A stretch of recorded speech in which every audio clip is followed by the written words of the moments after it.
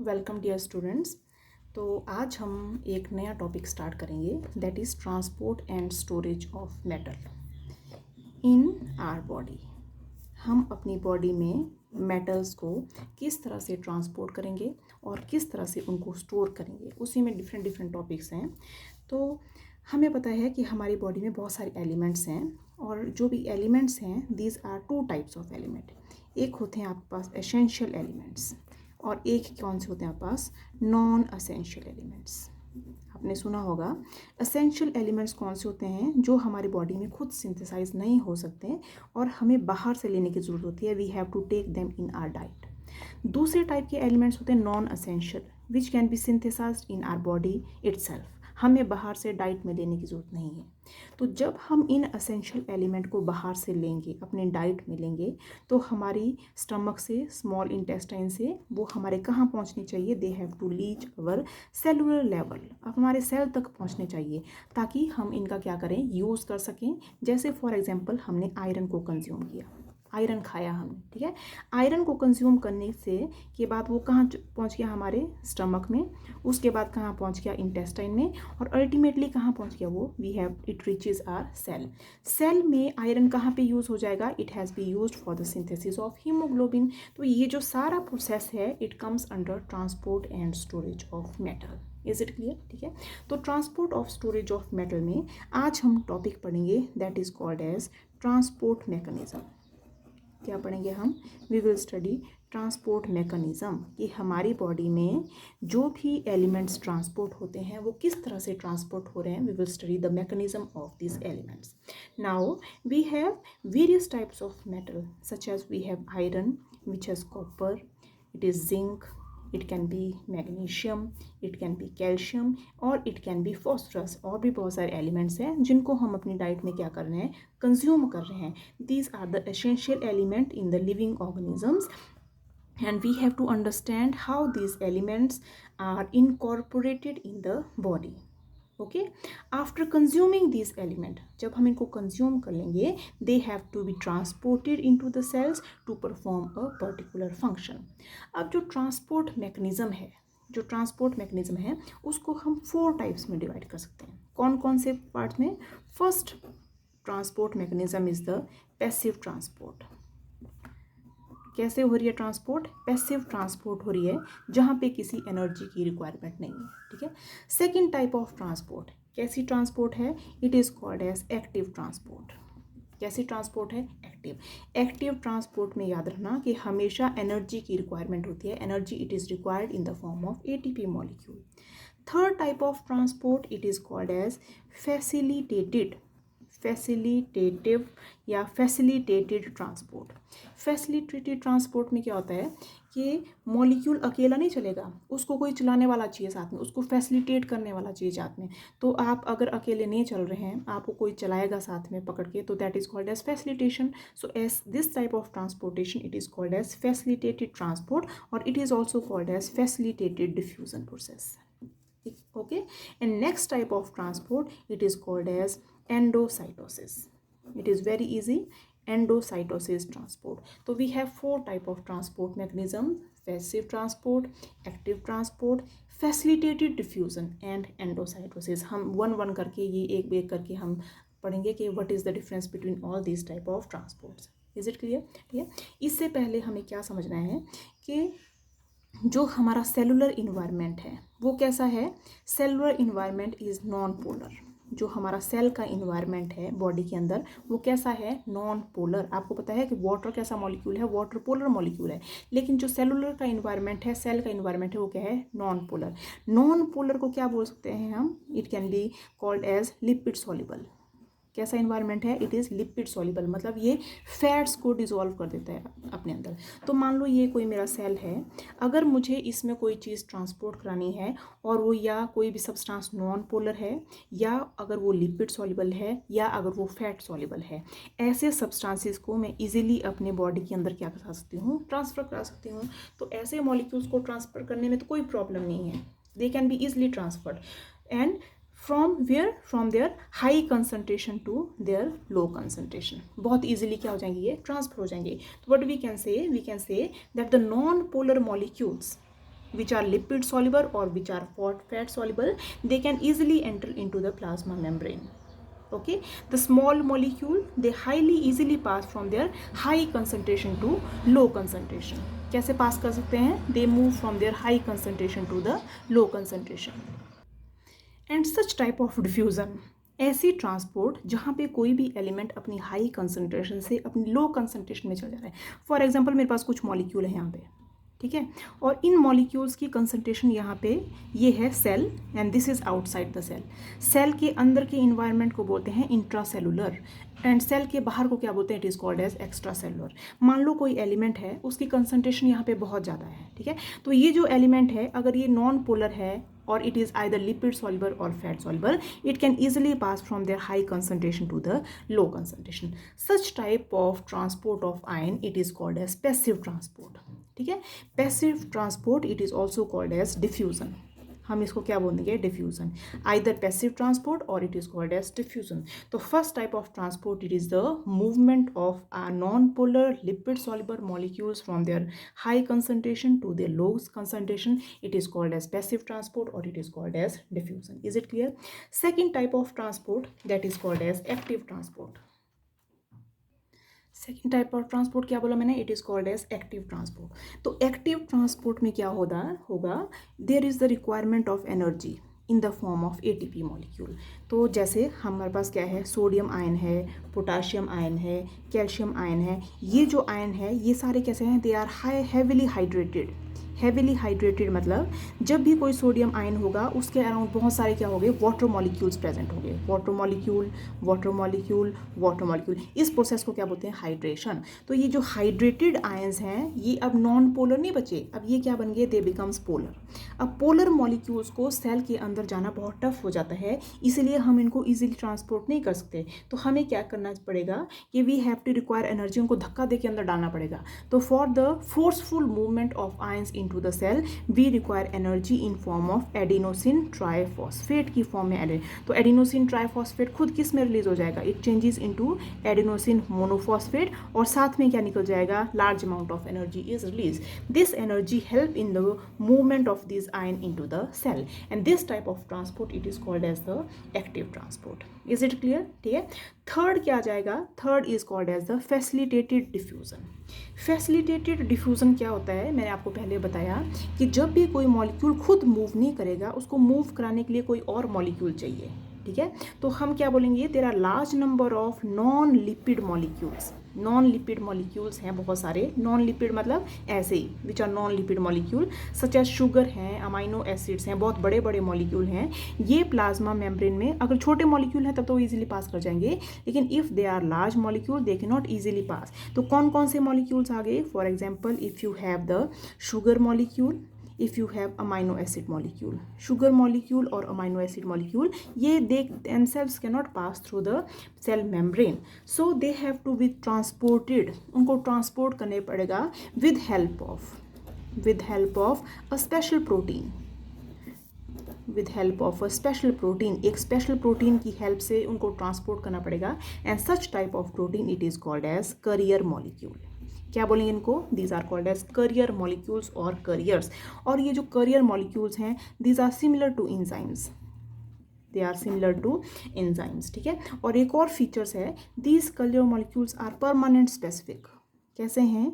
Permanent specific हैं. Specific काम करेंगे, स्पेसिफिक मॉलिक्यूल को ही ट्रांसपोर्ट करेंगे, अपनी मर्जी से कोई मॉलिक्यूल ट्रांसपोर्ट नहीं कर सकते. So we can say that a carrier molecule are permanent specific and only they transport only the specific ion. For example अगर किसी करियर को ग्लूकोज को ट्रांसपोर्ट करना है तो it will transport only glucose, it will not transport fructose. So these are permanent molecules and they also depend upon the pH of the medium. pH of medium के ऊपर depend करते हैं and their function vary. जैसे अगर pH change हो जाती है हो जाएगी तो उनकी फंक्शनिंग भी क्या हो जाएगी? चेंज हो जाएगी. ठीक है, तो this type of transport which is occurring with help of the carrier molecule it is called as the, कैसे बोलेंगे उसको? It is called as the facilitated transport और it is called as the facilitated diffusion. Is it clear? क्या बोलेंगे इनको? Facilitated transport और it is called as the facilitated diffusion. अब ये जो फैसिलिटेटेड डिफ्यूजन है ये हमारे पास 3 टाइप की है. Facilitated diffusion is again of 3 types. क्या लिखेंगे हम? Facilitated transport or facilitated diffusion. Facilitated transport or facilitated diffusion, it is again of three types. कौन कौन से three types की? It is first is uniport system. Uniport system. Second is symport system. Uniport system, symport system, and third type of transport it is called as antiport system. Uniport system, symport system and antiport system. अब हम uniport, symport और anti system क्या है ये देखते हैं. Uniport system में क्या होगा? There is transport of only a single molecule. एक ही मॉलिक्यूल ट्रांसपोर्ट होगा और एक ही डायरेक्शन में ट्रांसपोर्ट होगा. There is transport of single molecule in a singular direction और in one direction only. Symport transition में क्या होगा? There is transition of two molecule simultaneously. दो मॉलिक्यूल एक साथ ट्रांसपोर्ट होंगे और एक ही डायरेक्शन में होंगे. दोनों दो मॉलिक्यूल साथ में ट्रांसफर होंगे and in the single direction only. That is called as symport system. Antiport system क्या हो गया? There is transition of two molecules. दो मॉलिक्यूल्स हो रहे हैं लेकिन ऑपोजिट डायरेक्शन में. एक इस तरफ जा रहा है तो एक इस तरफ जा रहा है. This type of transition it is called as antiport type of facilitated diffusion. अब इनको डायग्राम में देखेंगे कैसे होगा. तो I have a diagram for the mechanism of facilitated transport. आप देख सकते हैं इस डायग्राम में. ये है हमारे पास फॉस्फोलिपिड बाइलेयर. क्या चीज़ है? इट इज़ सेलुलर मेम्ब्रेन बोल सकते हैं इसको. क्या ये? It is cell membrane. Cell membrane कैसी होती है? फॉस्फोलिपिड की बाइलेयर. तो ये फॉस्फोलिपिड्स मॉलिक्यूल हैं. फर्स्ट लेयर ऊपर वाली है और सेकंड लेयर नीचे वाली है. तो आप देख सकते हैं कि जो बड़ी वाली बीच में ये क्या चीज़ है? ये करियर मॉलिक्यूल है. ये जो करियर मॉलिक्यूल है किसी को चैनल है. ये चैनल के थ्रू क्या हो जाएगा? ट्रांसपोर्ट हो जाएगा. तो यूनिपोर्ट मैकेनिज्म में क्या हो रहा है? ये आउटसाइड द मेम्ब्रेन है और ये क्या है आपके पास? इनसाइड द मेम्ब्रेन है इस तरफ. तो क्या हो रहा है? कोई भी मॉलिक्यूल ए है आउटसाइड द मेम्ब्रेन से कहाँ पहुंच गया? ये inside the membrane and there is transport in only a single direction of a single molecule A. Such type of transport it is called as uniport mechanism. Is it clear? Second क्या है? It is a symport mechanism. Symport mechanism में क्या हो जाएगा? A and B, there are two molecules, molecule A and molecule B. ये दोनों एक साथ ट्रांसपोर्ट हो रहे हैं and in the single direction. So it is a symport mechanism.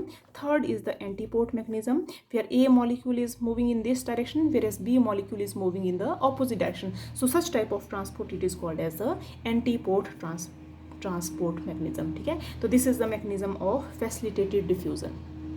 Is it clear? So अभी तक हमने 3 मैकेनिज्म पढ़ लिए. कौन कौन से मैकेनिज्म पढ़ लिए? हमने पढ़ लिया अभी तक पैसिव ट्रांसपोर्ट क्या होता है along the concentration gradient from higher concentration to lower concentration. Active transport, transport with the help of energy, that is ATP. Third है आपके पास facilitated diffusion या facilitated transport, that is with help of certain molecules. which कौन molecule होते हैं? These are called as the carrier molecules और ये बहुत permanent हैं, बहुत specific हैं. और 3 टाइप की facilitated diffusion होती है. Uniport system in single direction, symport system when 2 molecules in the same direction, and antiport system when the 2 molecules they are moving in the opposite direction. ठीक है. Now we will start with last type of transport mechanism of elements, that is called as the endocytosis. So we will start with endocytosis. Endocytosis अगर आप notes prepare कर रहे हैं तो आप लिख सकते हैं. Endocytosis involves the passage of large macromolecule. It involves the passage of large macromolecules. बहुत बड़े बड़े मॉलिक्यूल्स हैं उनकी पैसेज में हेल्प करता है across the cell membrane. It involves the passage of large macromolecules across the cell membrane. कैसे होता है कि पूरे के पूरा molecule it gets engulfed. The whole molecule it get engulfed as a whole by the plasma membrane to form a small pouch. ठीक है. और जो small pouch है that is called as endocyte. Whole of the molecule it get engulfed by the plasma membrane to form a small pouch which is called as endocyte. क्या बोलेंगे? That is called as endocyte. अब ये जो endocytosis है it occurs in 3 ways. 3 types की endocytosis हो सकती है. कौन कौन सी है? First is called as phagocytosis. Phagocytosis. Second is called as pinocytosis. Phagocytosis, pinocytosis. और थर्ड टाइप की जो है that is called as receptor mediated endocytosis.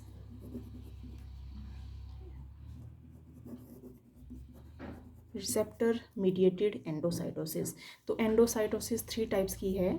अगर मैं सिंपल बोलूँ तो मान लो एनगल्फ क्या होता है, एकदम निगलना। तो जो प्लाज्मा कोई सेल है उसकी प्लाज्मा मेम्ब्रेन है।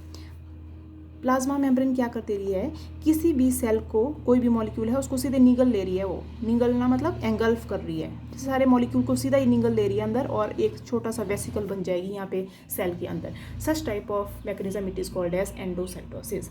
तो एंडोसाइटोसिस भी हमने 3 टाइप की पढ़ ली। कौन कौन सी? Phagocytosis, pinocytosis and receptor mediated endocytosis. इनको हम डायग्रामेटिकली देखते हैं।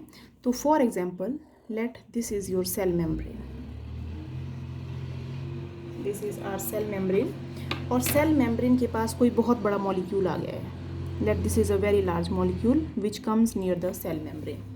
अब ये सेल मेम्ब्रेन क्या करेगी, वैसे सेल मेम्ब्रेन तो ऐसे होती है सीधी जैसी, लेकिन जैसे कोई लार्ज मॉलिक्यूल इसके पास आया, इसने अपनी शेप को ऐसे चेंज कर दिया, और अपनी शेप चेंज करने के बाद इस लार्ज मॉलिक्यूल को क्या किया, अपने क्लोज ले आई बिल्कुल। ठीक है, अब क्या होगा, कुछ टाइम बाद सेल मेम्ब्रेन फिर से ऐसी बन जाएगी, लेकिन जो ये मॉलिक्यूल था ये सेल मेम्ब्रेन के अंदर आ गया। ये सेल मेम्ब्रेन है और सेल मेम्ब्रेन के अंदर ये वाला मॉलिक्यूल आ गया। क्या कर लिया उसने, पूरे को एनगल्फ कर लिया। ये सेल मेम्ब्रेन थी, ये भी सेल मेम्ब्रेन है, यूनाइट होगी फिर से। जो 2 हिस्से थे ये आपस में यूनाइट हो गए, और बाकी जो 2 हिस्से थे ये पूरा टूट के यहाँ पे अंदर आ गया। That is engulfing of the large molecule. Is it clear? अब क्या होगा इसके बाद, अब इस मॉलिक्यूल को क्या करना है, डाइजेस्ट करना है। तो यहाँ से क्या आ जाएगा, एक और छोटी सी वेसिकल है जिसमें एंजाइम्स प्रेजेंट है। इस वेसिकल को क्या बोलते हैं, it is called as lysosome. Lysosome consist of large number of digestive enzymes. तो ये क्या आ गई, ये मॉलिक्यूल आ गया, और यहाँ पे जो मॉलिक्यूल है छोटा था, यहाँ पे लाइसोसोम पहुँच गया अंदर, और इसने क्या कर लिया, इसको डाइजेस्ट कर लिया, और जो भी एलिमेंट था उसको क्या कर लिया, रिलीज कर लिया। ठीक है, तो इसको क्या बोलेंगे, this is called as phagolysosome. Phagolysosome. This process of movement of any ion in the cell it is called as, क्या बोलेंगे, this is called as, process is called as phagocytosis. कौन सी प्रोसेस है ये, phagocytosis process. Is it clear? ठीक है, first type of transport. अब हम इसी में कंटिन्यू करेंगे सेकंड टाइप। ठीक है, मान लो ये सेल मेम्ब्रेन है और ऐसी है कुछ सेल मेम्ब्रेन। सेल मेम्ब्रेन के पास अगेन कुछ मॉलिक्यूल आया है यहाँ पे। ठीक है, जिसको इसने क्या करना है, एनगल्फ करना है, डाइजेस्ट करना है इस एंजाइम को। ठीक है, तो ये क्या करेगा, एज इट इज़ इसको फिर से इसने क्या कर लिया, एनगल्फ कर लिया, अपने बॉडी के अंदर ले आया इस मॉलिक्यूल को। ठीक है, और इसके अराउंड भी क्या है आपके पास, सेल मेम्ब्रेन है। ठीक है, इसको हम क्या बोलेंगे, this is called as pinocyte vesicle. Pinocyte vesicle है ये। अब पिनोसाइट वेसिकल क्या करेगी, छोटे छोटे पार्ट्स में डिवाइड हो जाएगी। तो this is also one of the movement of molecule inside the cell. This is called as pinocytosis. क्या बोलेंगे इसको, this process is called as pinocytosis. ठीक है, तो ये क्या बन गए, there is formation of smaller vesicles. Smaller vesicles, again smaller vesicles टूट जाएंगी, और अगेन क्या हो जाएगा, सेल के अंदर क्या कोई भी मटेरियल चल गया। ठीक है, अब हम पढ़ेंगे इसी में थर्ड, कैसे होगा थर्ड। मान लो अगेन यहाँ पे क्या सेल मेम्ब्रेन है। अब थर्ड कौन सी थी, थर्ड वॉज, कौन सी देखी थी हमने, third was receptor mediated, receptor mediated endocytosis. Receptor mediated endocytosed, receptor की हेल्प से क्या कर रहा है, कोई भी मॉलिक्यूल सेल के अंदर एंटर कर रहा है। तो हमारे सेल मेम्ब्रेन के ऊपर ही बहुत सारे रिसेप्टर मॉलिक्यूल्स प्रेजेंट है। मान लो ये सेल मेम्ब्रेन है, large number of receptor molecules. Receptor molecule मतलब ये रिसीव कर रहे हैं, और ये बहुत स्पेसिफिक होते हैं रिसेप्टर्स, किसी भी मॉलिक्यूल को नहीं ले जाएंगे, पर्टिकुलर मॉलिक्यूल को ही अपने साथ अंदर ले जाएंगे। They are highly specific. ठीक है, तो मान लो इसने क्या बना दी, एक छोटी सी यहाँ पे पिट बना दी है। यहाँ पे पिट के सरफेस के ऊपर भी क्या प्रेजेंट है, बहुत सारे रिसेप्टर मॉलिक्यूल्स प्रेजेंट है। ठीक है, जो किसी भी मॉलिक्यूल को क्या करेंगे, जज करेंगे कि हमें इसको अंदर ले जाना है या नहीं ले जाना है। Is it clear? अब मान लो कोई भी सब्सटेंस है जिसको इसको अंदर ले जाना है, ये सब्सटेंस यहाँ पे पहुँच गया यहाँ पे। ठीक है, अब क्या है, रिसेप्टर मॉलिक्यूल के सरफेस के ऊपर ना एक बहुत थिक कवरिंग होती है। ठीक है, that thick covering it is called as clathrin. क्या बोलेंगे, that is called as clathrin. ठीक है, अब क्या करेगा, रिसेप्टर पर्टिकुलर मॉलिक्यूल को जज करेगा that it has to be taken inside the और not. So we can say that receptor mediated endocytosis, it is highly specific and there are particular types of receptor. बहुत particular receptors है which are present on the cell membrane or they are scattered on the cell membrane in form of small pits. Pits में भी scattered हैं. These scattered receptor may migrate on the membrane after getting occupied. Use होने के बाद फिर से कहाँ use कर सकते हैं, अपने मेम्ब्रेन पे जा सकते हैं अपना फंक्शन पूरा करने के लिए. They bind only specific molecules. मैंने कहा था they are highly specific, so they bind only the specific molecules on their surface. ठीक है, and they contain a very thick covering on it that is called as clethrine. Clethrine form a small molecule या small vesicle on detachment called as endosome. अब ये जो क्लेथ्रीन है, जो small covering है यहाँ पे, अब मॉलिक्यूल अल्टीमेटली क्या हो जाएगा, यहाँ पे लेयर फिर से आ जाएगी, ये मॉलिक्यूल अंदर डिटैच हो गया. तो ये मॉलिक्यूल अंदर डिटैच होकर यहाँ पे आ गया. मान लो ये आपकी सेल मेम्ब्रेन पूरा क्लेथ्रीन के साथ डिटैच होकर अंदर आ गया और इसके पास कुछ ना कुछ रिसेप्टर प्रेजेंट है यहाँ पे, और जो भी मॉलिक्यूल इसने ट्रांसपोर्ट किया है, मान लो ये रिसेप्टर हैं, जो भी मॉलिक्यूल इसने ट्रांसपोर्ट किया है ये सारा मॉलिक्यूल इसके अंदर आ गया. ठीक है, अल्टीमेटली ये जो मेम्ब्रेन है ये फिर से जहाँ पे रिसेप्टर प्रेजेंट है ये फिर से यहाँ पे जाके क्या हो सकती है, यूज़ हो सकती है. ठीक है, और अल्टीमेटली ये जो कंपाउंड है ये क्या हो जाएगा, डाइजेस्टेड हो जाएगा. किसकी प्रेजेंस में, फिर से वही जो हमने पहले बनाया था, किसके प्रेजेंस में, लाइसोसोम. तो ultimately molecule it enters into the cell and this type of transport it is called as receptor mediated endocytosis. So we have 3 types of transport mechanism, phagocytosis, pinocytosis and receptor mediated endocytosis. So finally हम conclude कर सकते हैं कि जो receptor mediated endocytosis it is highly specific, whereas pinocytosis it is non-specific. It is specific whereas this is non-specific. एक और चीज़ कि जो फेगोसाइटोसिस है, phagocytosis occur by either hydrophobic interaction, ये 3 तरीके से हो सकती है. किस किस से, it can be either hydrophobic interaction, hydrophobic interaction से हो सकती है phagocytosis. It can be either surface tension mediated, it can be with the help of surface tension or it can be with the help of receptors on the cell. ये भी receptor की presence में हो सकती है. It can be with help of receptors on the cell. ठीक है, so this is all about the different types of